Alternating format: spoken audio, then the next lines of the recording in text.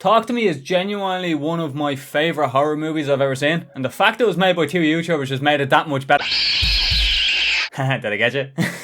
No, I'm sorry. Don't click off. I apologise. Talk to Me is probably the best horror movie I personally have seen in the past 5 years. I feel like everything that is coming out now is just jump scare after jump scare. And it's just very easy to predict when the scares are going to happen. And it just follows the same basic guidelines, blah de blah de blah. But they're shit horror movies, but they are genuinely fun to watch, especially when you're watching them with friends. But Talk to Me is just made so well. So what I'm going to do, the first half of this video is going to be spoiler free. And the spoilers are going to be in the second half of the video. The timestamps will be on the screen now. This movie, you could tell, was made by two people who love horror. You know, it was like a love letter to the horror community. There's no jump scares. Like, there's one mini jump scare, but like I wouldn't even really consider it a jump scare. But yeah, there was literally one. Everything else was just kind of like creepy and suspenseful and honestly anxiety filled. The basic premise of this story, I'm actually just going to go on Google and get the actual summary. When a group of friends discover how to conjure spirits by using an embalmed hand, they become hooked on the new thrill. And then of course, shit goes wrong. The best thing about this movie is it's made by RackaRacka. If you've been on YouTube long enough, you know who RackaRacka is. They've done the Ronald McDonald stuff. And they've done a lot of infamous skits that had very good practical effects. It was just shot very well, especially for YouTube.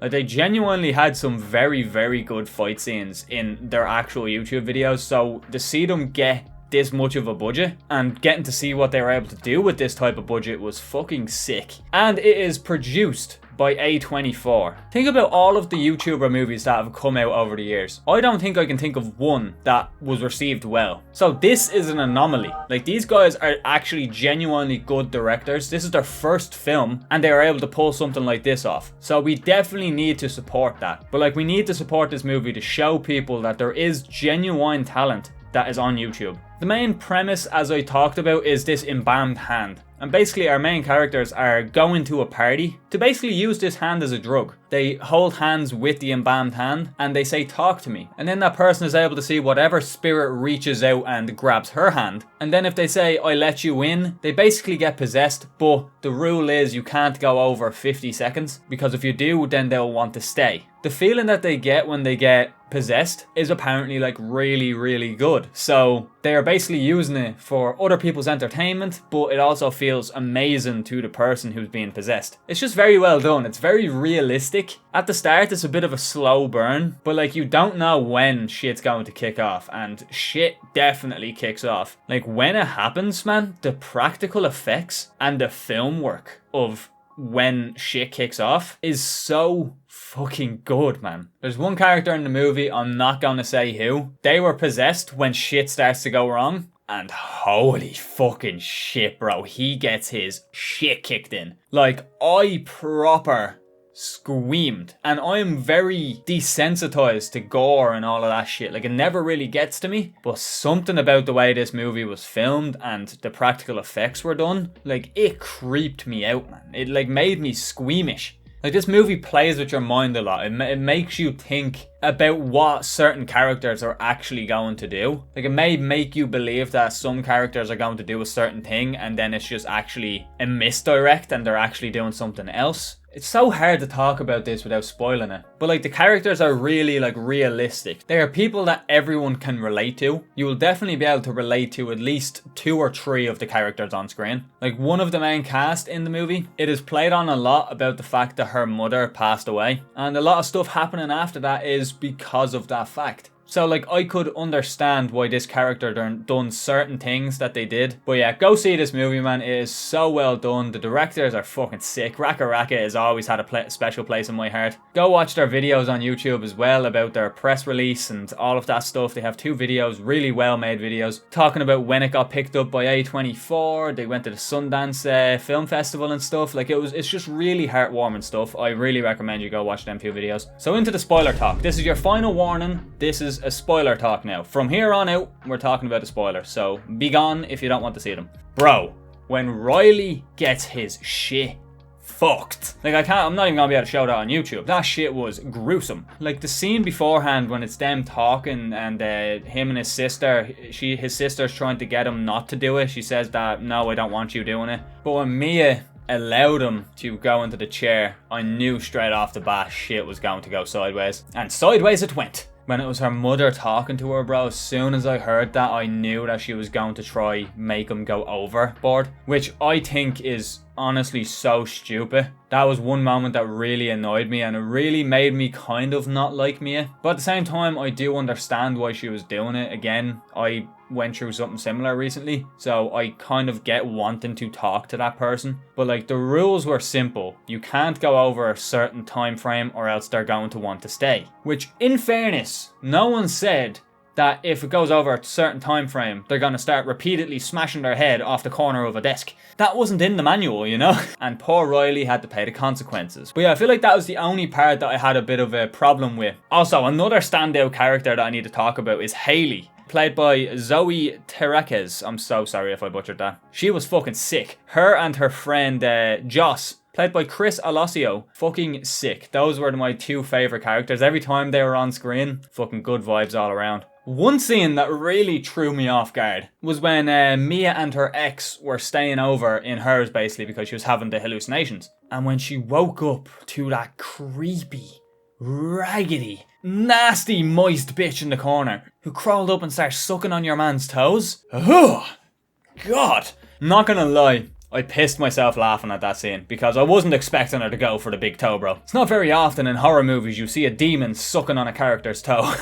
But the makeup, bro, the makeup for all of these spirits is so fucking cool. Like, the main one you see a lot is the drowned woman. It honestly, even at 22 years of age, it had me running up the stairs after I turned the light off. Like, I fucking sprinted up. Every time I turn my light off now in my house, I feel like I see something in the darkness. By the way, Mia's played by Sophie Wilde, who 100% is going to blow up after this.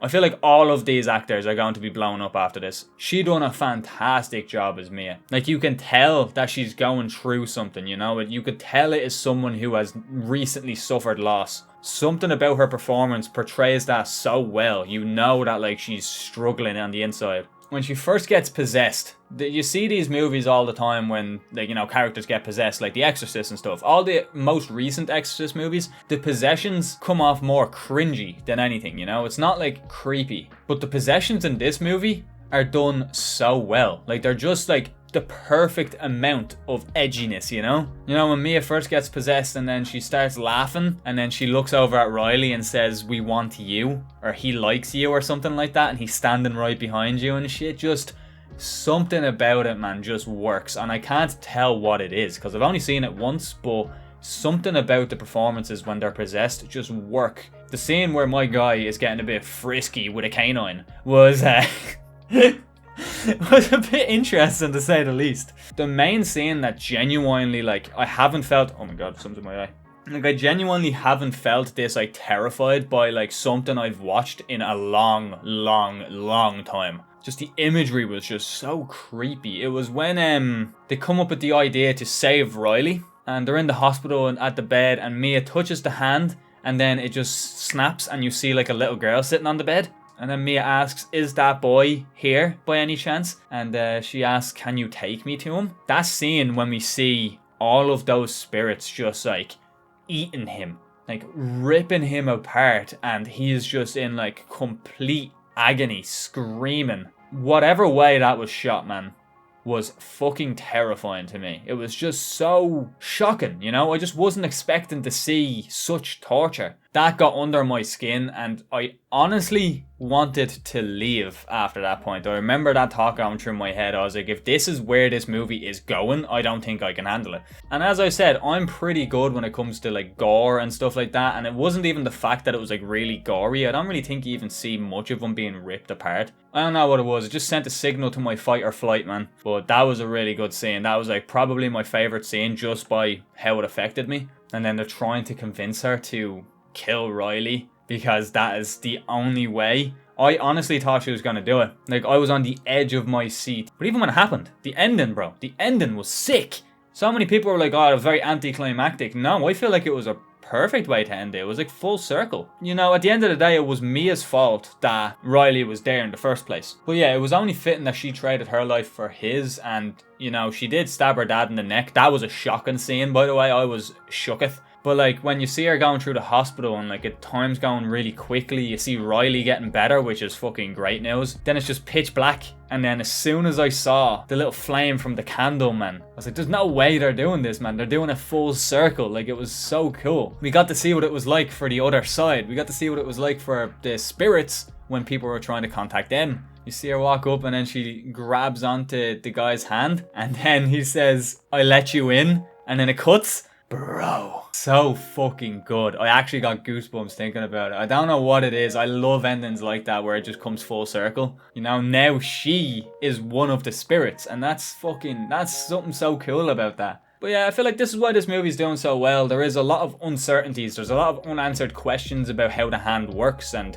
what certain demons and stuff you can talk to through the hand. I would highly recommend going and seeing it. It's well worth a watch. You're supporting, you know, the YouTubers who made it. But yeah, if you're going in, go in and expect to be filled with anxiety, because that's what it's going for. It just fills you full of unease the entire way through. So if you're one of those people who don't like horror movies, if there's no jump scares or you're not like jumping every 20 fucking seconds, then you're not going to enjoy this movie. But yeah, tell your friends, tell everyone, go watch this movie. Definitely worth it. So yeah, I hope you enjoyed this video. Leave a like if you did. Comment down below what you thought of the video. Comment down below what you want to see in the next video. If there's any other movies or shows or whatever you want me to talk about, give your suggestions in the comments. As long as they're not like, you know, 1,000 episodes or something like that, or like a 3 fucking hour movie, then I am 100% up to do it. If you're new here, make sure to subscribe. We're on the road to 500 subscribers. We're on 466 at the moment. We are getting close, folks. We are getting close. Anyway, I need to go shit. So, I hope you enjoyed. Have a great rest of your day. And yeah, it's been EXO. And I'll talk to you all later.